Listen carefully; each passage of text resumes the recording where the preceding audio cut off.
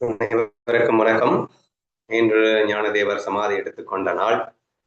இதுக்கு என்ன டிஸ்கஸ் பண்ணிட்டு இருக்கோம்னா, சமாதி எடுத்துக்கொண்ட நாளை இவ்வளவு பெரிய விழாவாக கொண்டாடுவதன் நோக்கம் என்ன, அவசியம் என்ன, ஏன் என்பது இன்றைக்கான கேள்வியாக வைக்கப்பட்டிருந்தது.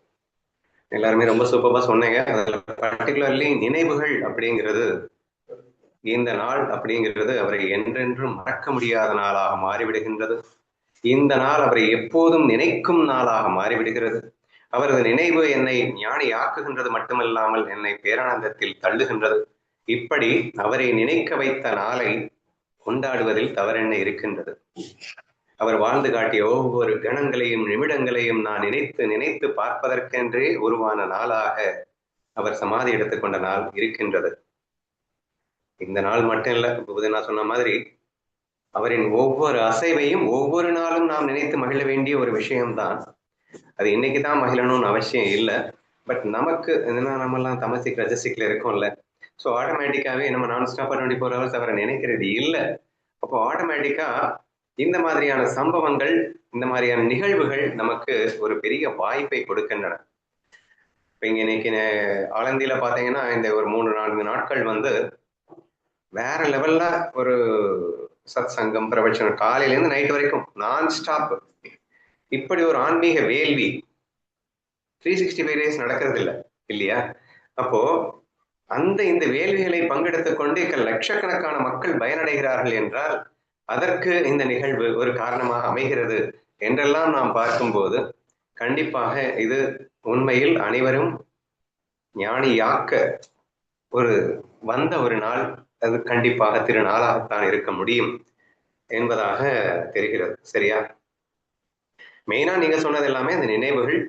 கண்ணன் கோபிகளின் அருகில் இருக்கும் போது அவர்கள் பாவத்தை விட கண்ணன் விலகிய பிறகு அவர்களின் பாவம் அதிகரித்து ஞானிகளாகவே மாற்றியது என்ற விஷயங்களை எல்லாம் நாம் பார்க்கும்போது உண்மையில் உருவத்தோடு இருப்பதும் சரி, உருவம் இல்லாமல் இருப்பதும் சரி, பெரிய டிஃபரன்ஸ் கிடையாது. இன்ஃபேக்ட் உருவம் இல்லாமல் இருக்கும் போதுதான் அவர்களுடைய நினைவு நம்மை இன்னும் அதிக அளவிலே தாக்குகின்றது என்றெல்லாம் பார்க்கும்போது உருவம் விட்ட நாள் இந்த நாளை கொண்டாடுவதில் கண்டிப்பாக தவறு எதுவும் இல்லை, கொண்டாடத்தான் வேண்டும்.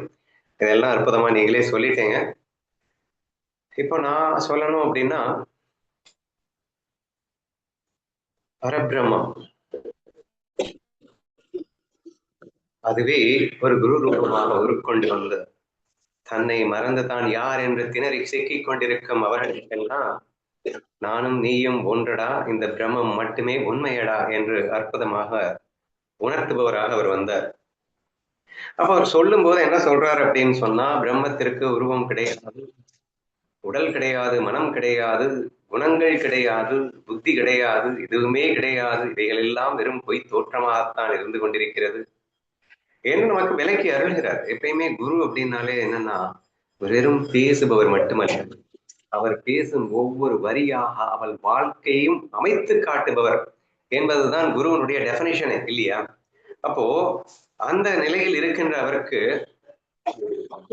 இந்த சமாதி எடுத்துக்கொள்வது அப்படின்னா என்ன அர்த்தம் அப்படின்னா, நீங்க நல்லா புரிஞ்சுக்கணும். அவர் உருவத்தோடு இருக்கும் போதே அவர் நிர்குணன் தான். அவர் உருவத்தோடு இருக்கும் போதே அவர் உடல், மனம், புத்தி இவற்றை கடந்த நிலையில் இருக்கின்ற அந்த பிரம்மஸ்வரூபமே தான். So even though it appears அவர் உடல், மனம், புத்தி இதெல்லாம் வேலை பார்க்குற மாதிரி இருந்து நம்மளை போறவே அவர் இருக்கும் போதும் கூட உண்மையில் அவர் தன்னை உடலாகவோ மனமாகவோ புத்தியாகவோ அவர் நினைத்து கூட பார்ப்பதில்லை. தன்னை பிரம்ம பாவத்தில் தான் அவர் தெளித்துக் கொண்டிருக்கிறார். இது வெறும் மாய தோற்றத்திற்காக இப்போது இந்த உடல் மனம் புத்தியாக இருக்கின்றது என்ற தெளிவோடும் அவர் இருக்கின்றார். சோ அதுக்கு பேர் தான் குரு அப்படிங்கிறதுக்கு அர்த்தமே இல்லையா? அப்போ இவர் எவ்வளவோ உபதேசம் பண்றாரு, எல்லாமே சொல்லி கொடுக்கிறாரு. நீங்களும் ஜீவன் முக்தன் அப்படின்னு பேசலாம் சொல்லி கொடுக்கிறாரு. உயிரோடு இருக்கும் போதே அப்படின்னா அந்த உடல் மனம் புத்தியோடு இருக்கும் போதே நீங்கள் பிரம்மத்தை உணர முடியும். இவற்றை கடந்த நிலையில் நீங்கள் இருக்கின்றீர்கள். இது இருந்தாலும் இல்லை என்றாலும் நீங்கள் பேரானந்த சுரூபிகளே.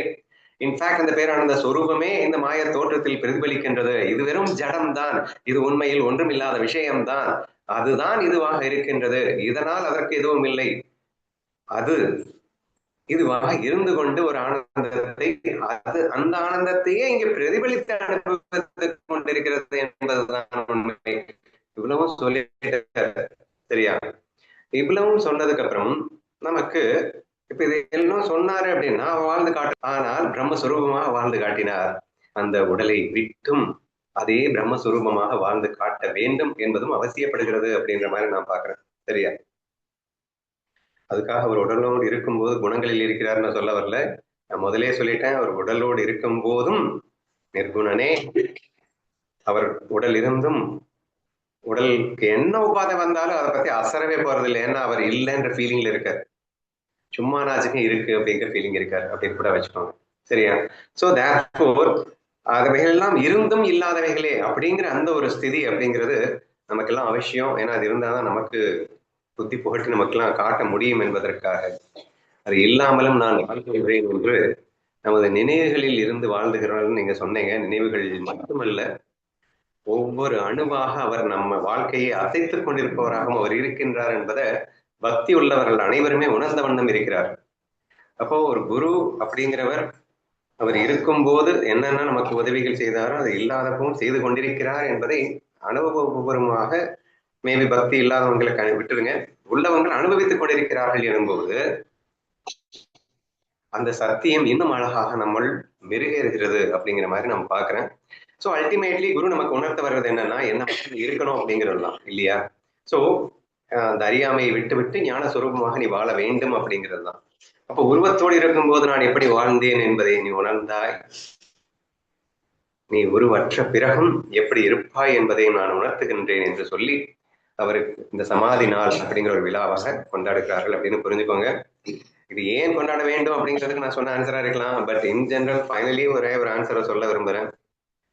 குருவை கொண்டாடுவதற்கு ஒரு நாளை தேர்ந்தெடுத்து கொண்டாடும் ஒரு அவல நிலை நமக்கு இருக்கக்கூடாது. குரு அப்படின்னு நினைச்சாலே கொண்டாட்டம் தான். அது 24 hours 365 days நான் கொண்டாட வேண்டிய ஒரு விஷயம் தான் குரு அப்படிங்கிற ஒரு பதமே.